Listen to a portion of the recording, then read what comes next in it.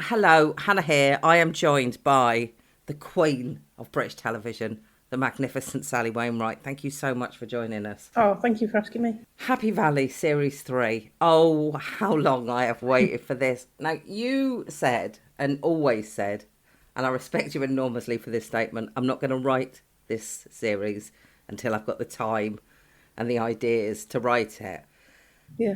which has been 7 years. Are we talking about 7 years? Yeah, 6 or 7 years. Yeah, I think by the time it gets on screen, it'll have been 7 years, I think. Does that mean that you've put it out of your head entirely, or have you got a little notebook that over the last 7 years you've thought, oh, yeah, that's not a bad idea, I'll write that down? A bit of both. I try and, keep a bit of a note of any good ideas that happen. But because I've done Gentleman Jack in the interim, that's taken up so much mental energy. Gentleman Jack is the hardest show I've ever written, just because of the amount of reading the diaries, not just transcribing them, because I don't always transcribe my own stuff. Although I did in the beginning, it's turning what is essentially not a dramatic narrative into a dramatic narrative. It's a diary. It's actually quite turgid and boring Yeah. in many ways. I personally love it, but it's not a narrative with a beginning, a middle, and an end. So it just takes a huge amount of time and effort to. I think it takes me twice as long to write Gentleman Jack as anything else. So I have put Happy Valley out of my mind while I've been doing that. I had to. And I think really the gap has served us very well in terms of story. Me and Sarah talked about doing the three-parter, making sure it had a very definite ending.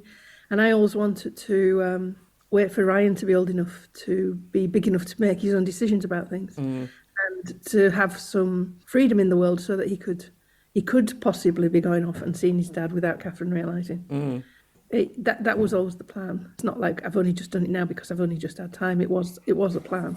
I've watched the first two episodes, and I think one of the nicest things to see was Ryan is still Ryan. You have not recast. I think it would have been rather odd to have recast him. I think on many levels, he's a great little actor, and I think emotionally, I'd have felt differently if we'd cast someone else. I think the audience would. He's got a greater vulnerability about him. Yeah. I think if it was someone else, it never quite works when recast. I mean, sometimes you just have to because of circumstances. But I was really quite anxious that we shouldn't go ahead with this particular. And there's no need to. He is fantastic. Exactly, because that's one of the problems the older children get, the more difficult it becomes for them to carry on in that role. Okay, I want to talk to you about actors because you work with what I jokingly refer to as the Sally Wainwright Repertory Company. You work with, I think, more than anyone I can think of, the same actors. But not the same actors in the way that you've got like three or four. I'm talking probably 24 actors that you have on some sort of, circulation. Yeah. Just by way of an example, I noticed that Anthony Flanagan is joining this series of Happy Valley. Oh, yeah. You've worked with him before. So do you write stuff with people in mind now? Are you at that stage? Sometimes I do. I mean, I tend to do with bigger roles. I don't think I had done with the part that Anthony plays. It's just he popped up to audition, and it's like, I know him, and I know how good he is, and I know that he would relish this. I know the kind of thought and effort he puts in, and he's a very unusual actor. He's got a unique vibe, I think, Anthony. Yeah, I think it's great. And so it was a bit of a no-brainer, and I don't know why I like working with the same people. I think it's fairly obvious myself. It's because they're good. Yeah, there is that. Yeah, absolutely. Yeah. Yeah. Well, it's funny because because Anthony Flanagan's in The Terror, and back when I watched The Terror, Oh yeah, yeah. Adam Negatis was so amazing in that, and I kept thinking, where have I seen him before? Where have I seen him before? And I looked, and it was your stuff. Yeah, again, and Adam again has a really unique thing, a unique energy. Yeah, he's a very unusual actor, Adam. He's very talented. Talking of great, that you have got a newcomer coming. He's not turned up yet. I've only watched two, but you've got God's Own Country's Alex Sekaranu joining season 3. Yeah. All I want to say there is thank you, Sally. Yeah, just thank you. Because he is amazing. He's lovely. Yeah. But not on screen, but yeah. So how does it feel to be back with Catherine? Is it like hanging out with an old friend again? Or is that a kind of romanticised view of it? It kind of is, really. She's such a fabulous character, and Sarah plays her just so consistently brilliantly, with that extraordinary blend of deep, profound understanding of the dark stuff that Catherine's been through, and humour, that brilliant combination that, that not everybody can do, that not everybody can bring. And she is kind of her forte, she's so, she can break your heart one minute and she can have you, pissing yourself laughing at the next. I've got a friend who reviews TV. When Mayor of Easttown was on the telly, Yeah. he sent me a message and said, "What do you make of Mayor of Easttown?" And I said, "I think it's Happy Valley, but without the humour." And he sent me a screenshot back of the review that he'd written of it. And it literally says those very words. It's like Happy Valley, but without humour. You probably heard that quite a lot, didn't you? I'm thinking. I haven't actually watched Mayor of Easttown. I really like Kate Winslet, obviously. And Lisa, our police advisor, rang me up and she said, they've ripped off Happy Valley. It's just Happy Valley. They've just copied Happy Valley. And another writer's sort of said, oh, yes, it's been influenced by it. And you think, yeah, you kind of have. But, what can you do? It's like, everybody says it's like Happy Valley, but not as good. So yeah, I mean, that'll do. I would agree with that. I was talking to a different friend of mine, and I said, "Oh, Happy Valley's back! I'm so excited!" And she said to me, "I don't really watch cop dramas," and I said, "It's not a cop drama. I get why you say that, but it's not a cop drama." And she said, "What is it?" And I thought, "What is it?" And I said, "It's about one really strong woman surrounded by dozens of really weak men." I mean, how's that as a summary, do you think? Certainly, the idea with Happy Valley was that it's a story about I think a very sorted woman to whom something very tragic has happened. I hope I worry a bit about the idea that all my men are weak. I don't think they are. I think they're just they're not all weak, are they? It's kind of her perception of them that they're like that. When she says twats at the end of the opening. Oh, it's so glorious. Yeah. No, they're not twats. They're doing the job. They're the men who are doing the job. That's her perception of them. Because of the way they treat her, the way they sort of take the piss out of her, thinking she knows what she's talking about, and then she clearly does. I don't think you make your heroes and heroines any greater by making the people around them weak or look weak or stupid. I hope the people around her are real rather than weak, and she's she's real too, but she has qualities that make us respond to her in a different way, perhaps. Yeah. To the others. 'Cause 2 episodes in, I forgot how stressful sometimes it is to watch it.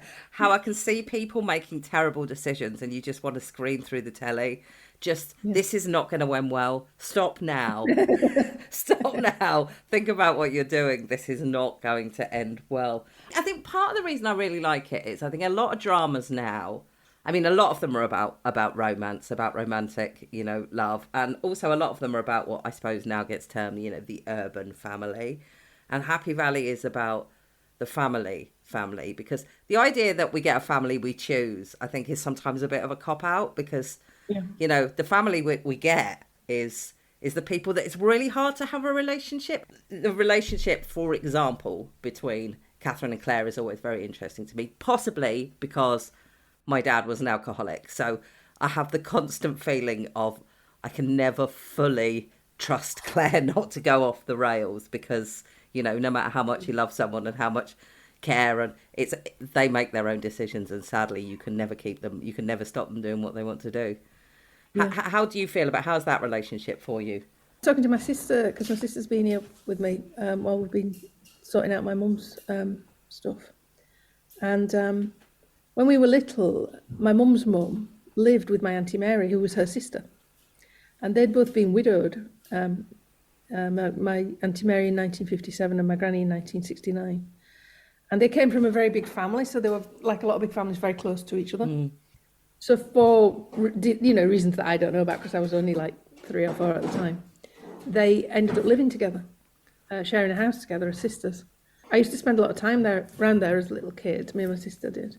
And it was just a really great house. It was a great place to go. It had a fabulous atmosphere. They were both really funny people. They completely spoiled us.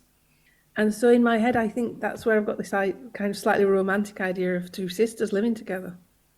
And obviously it's my drama, so it's not romantic. Yeah, yeah. In Happy Valley, but I think in my head it must be it feels like a cosy place to be, which their house is. So I think that's where that came from for me. That kitchen, every scene that's in that kitchen is incredible, either because it's, full of love, or because at times it's been full of rage. And I think, we have to accept a lot of houses are like that. There's been a lot of nasty rows in that kitchen. There's been a lot of, lovely moments in that kitchen. Yeah. We were just talking about romance. On the other hand, Gentleman Jack, love story.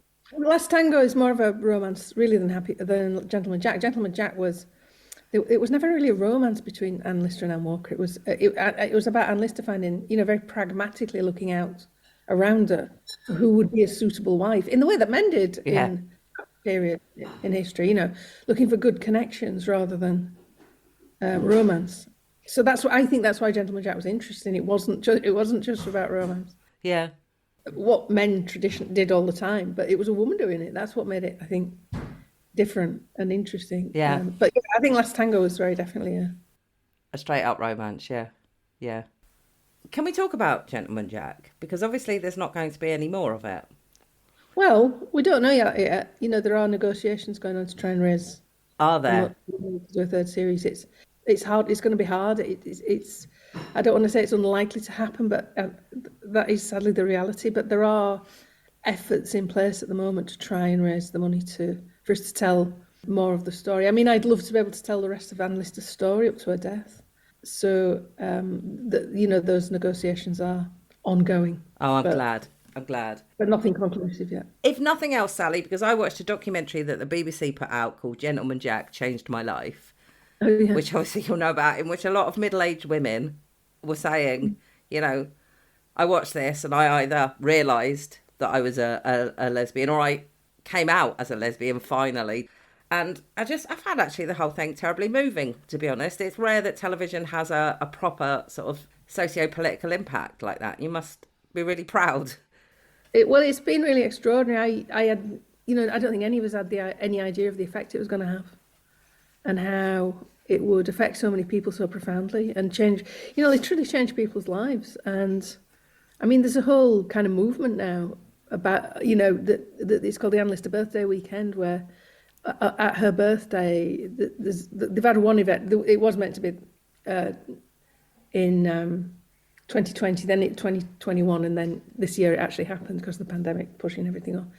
There was a whole week. I think it ended up being 10 days of celebrations in Halifax, organised by the fans of the show, and it's, that's going to be in perpetuity, hopefully. That's incredible. So for a TV show to have that kind of impact, it just seems really, and the BBC are really pleased with it. The BBC wanted to go again. It was, it's been really sad that HBO have not felt the same about it, because it did do really well. Yeah, yeah. And it did have this huge cultural impact, which just doesn't happen every day. I've never really experienced anything like it. It's, when TV can have that much of a real effect in the real world, it's unusual. I can't think of another example like that. I mean, I know the places have become really busy because, certain cities everybody wants to go to because this is what this is set in and everything. But, to actually sort of, like you say, create a point where people are almost a movement. Yeah, that's incredible. Going back to Happy Valley, how did it feel bringing that to a close? But it must be a strange feeling, both really satisfying and a bit sad at the same time. I think it's a strength to know when to stop, and it was something Sarah's been really clear about. I think it's a strength to end a series on a very definite conclusion rather than on a sort of nebulous cliffhanger, not knowing whether you're going again or not. Yeah. I think it's really, the fact that we made this decision that it would be a trilogy, as we're now calling it, has been a strength. There's a very definite end to the story this time. Yeah. Have you been surprised by how much excitement there is about this last series? Because, like I said, firstly, I mean, television audiences have quite a short memory. So firstly, it's been a long time since the last one. But on the other hand, people have had 7 years to watch two series. It's kind of surprised me, and it hasn't. I think what surprises me more than anything is accepting that it really has been a massive hit. You never really know, you kind of, you shield yourself from any crap reviews, and you don't believe the good ones. So you tend to not really be too aware. I think you're aware when something's a complete flop. But I think what's really come home to me is that it really has been a show that's made an impact and that people have really talked about in a way that not many shows do get talked about. And of course, it's done very well in America. It's done very well all around the world as well. You know, it's. I mean, I think we got Gentleman Jack greenlit because of Happy Valley in America. You know, I think the HBO came on board because they knew the quality of Happy Valley. Yeah, yeah. I mean, to be honest, and this shouldn't be a thing, but I know it really often is, part of the hurdle to get over with for a British television programme is if you're talking in regional accents, you get a huge amount of, I didn't really understand what they were saying. And you think, oh, come on. It's subtitles on. Yeah, exactly. You know, I can understand the difference between a New York accent and a Deep South accent. I would imagine they should be able to tell the difference between London and Yorkshire, but... I could never tell what they were saying on The Wire. I mean, yeah, that is quite... I tried to watch it about 3 times and I really didn't know what was going on. And next time I try, I'll remember to put the subtitles on. I watch subtitles all the time now because my hearing is really, really bad. And I've got quite the bee in my bonnet about subtitles because I didn't realise quite how much they don't match up. Because sometimes I can hear what they're saying and read what they're saying and they're not the same thing. And it makes me... And the spelling's not always great either. Yeah. And if you've made the effort to craft a beautiful line and then all that comes up in the subtitles is no, like, what the hell? Why is anybody bothering? This is terrible. Am I allowed to ask you what's next? Happy Valley has cleared the decks. We'll have no more Last Tango. I'm working on a new project with the HBO. And I'm working on a new project for the BBC, but neither of them have been announced yet, so I probably can't really talk about them. But there is more stuff. That's all I care about. Yeah. Is there a difference? I mean, there's got to be a difference, and I'd imagine a lot of the difference is the budget between HBO and BBC. Yeah, I mean, the thing now is with a lot of productions is you do have to get, another company involved to get the kind of budget that you might want. The industry's just changed so massively, hasn't it, over the last 10 years? It's everything's so different now. I was talking to my sister when she was down here recently, saying she has to get her husband to turn the telly on because she doesn't know how. Which is a bit sad. But I kind of knew what she meant. Absolutely. I babysat for some friends of mine, and when they came back, I was reading, and they were like, oh, I thought you'd be watching the telly. And I said, I couldn't turn the telly on. It's not my telly, so I didn't know how to turn it on. So I just sat and read a book. Yeah. Oh, good look. Sally's got kittens. He is just magnificent. He really is. Do you get to watch much telly? I don't watch a lot of telly. I really don't. I find the choice overwhelming in terms of the mass of content. But then when you look at what the choice is, there's actually not a lot. It's still there's so much stuff on that I watch for 10 minutes and very rarely stick with things. Yeah. I don't know if I've just got a terrible concentration span or if or things start off well and then after the first episode it's like they've stopped bothering. I was curious whether you watched Julia because Sarah was absolutely magnificent. God, yeah, I watched Julia. Yeah. I watch things if somebody I know is in it. Yeah. Or if somebody I know's written it or whatever.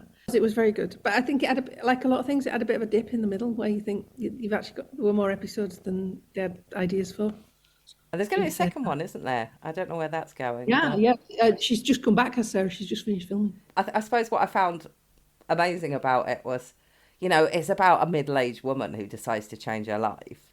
Yeah. And for one of the few things, they actually acknowledged the fact that, she was had terrible hot flushes and all of that stuff that so rarely gets acknowledged in anything about women of of my age. That I was like, yes. Actually, that's one of the things I'm writing about next. Oh, really? The menopause. Working title is Hot Flush. Oh, amazing. I thought you were the best TV writer for a reason, Sally. I knew it. It hasn't really been announced yet, so I can't really tell you too much about it. Sally, this has been absolutely brilliant. It's always lovely to talk to you. For your cat exchange programme that we've had,